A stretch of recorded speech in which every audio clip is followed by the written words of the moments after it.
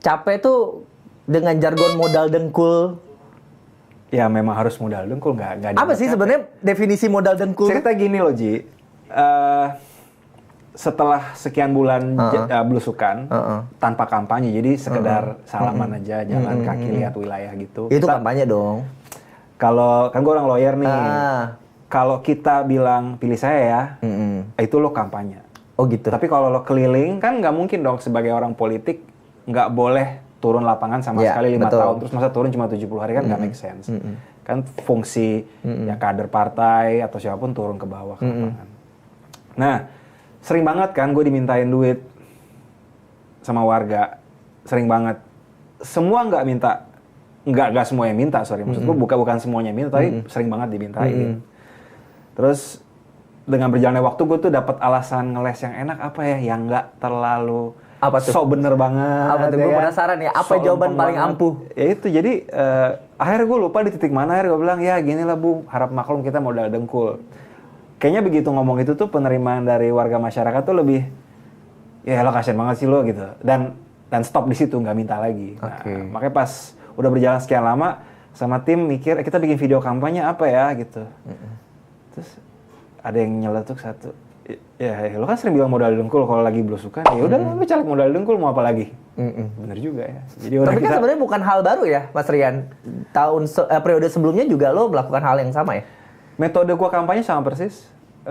Jadi gua membuat tim canvassing door to door, jadi pintu ke pintu mengenalkan. Gua alat peraga kampanye cetak dan pasang lumayan banyak, dan gua belusukan. Basic yang gua lakukan tuh basic banget, sangat basic. Tapi mungkin jurus yang malah jarang dipakai kalau di Jakarta lah, kalau Indonesia gue nggak tahu. Jakarta mungkin agak jarang gitu. Jakarta mungkin teman-teman caleg lebih senang pertemuan tertutup, ya kan. Ada mobil bak turun, apa gitu kan. Tidak semua, tapi kebanyakan kayak demikian. Jadi makanya begitu gue turun ke masyarakat langsung, masyarakat kaget, hah, caleg Golkar nih. Mungkin Golkar yang belusukan tuh sedikit ya. Terus ada yang nyinyir nggak? Ada yang nyinyir nggak? Nggak ada duit, nggak usah nyalek Mas. Ada.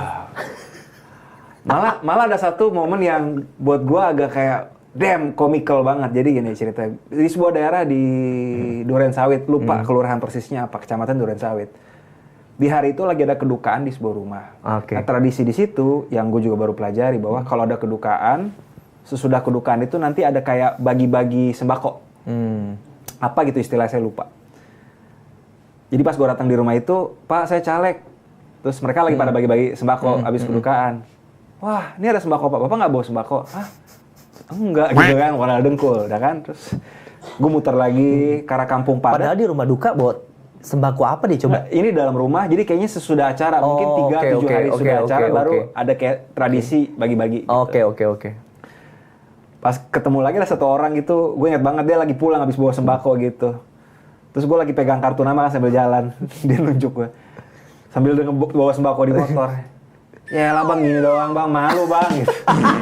Komik banget. Itu kalau ada kamera yang rekam itu kocak banget. Dan gue pas digituin nggak kesel atau marah. Karena menurut gue, anjir komikal banget. Tapi kan ada di konten lo yang ibu-ibu yang duitnya mana gitu. Ya itu benar candid banget. Dan makanya kita rekam kayak gitu. Jadi kultur dan tradisi sih. Jadi kalau kultur dan tradisi terus-menerus caleg itu harus kayak sinterklas.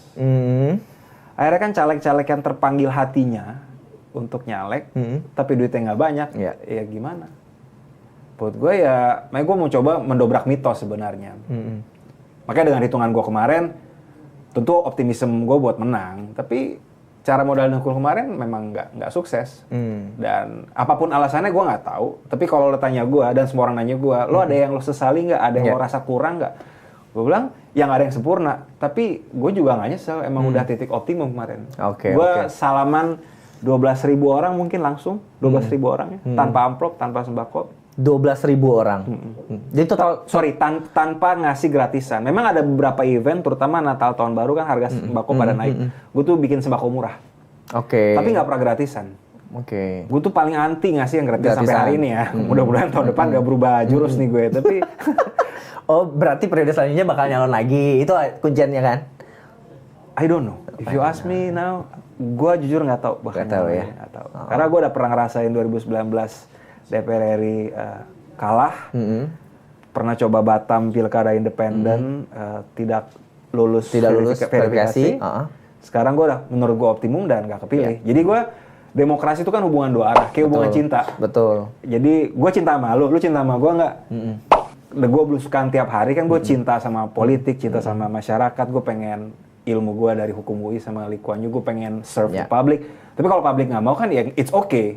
Itu kan hubungan dua arah. Ngapain gue paksa juga orang gue nggak mau nyari proyek? Atau jangan-jangan yang dibutuhin masyarakat bukan itu? Ada yang bilang demikian. Ada yang bilang demikian. Ada yang bilang, ya Rian lo nggak pakai amplop sih. Kalau nggak pakai amplop sih mimpi aja. Tuh ada juga yang bilang. Komikal juga tuh. Iya betul.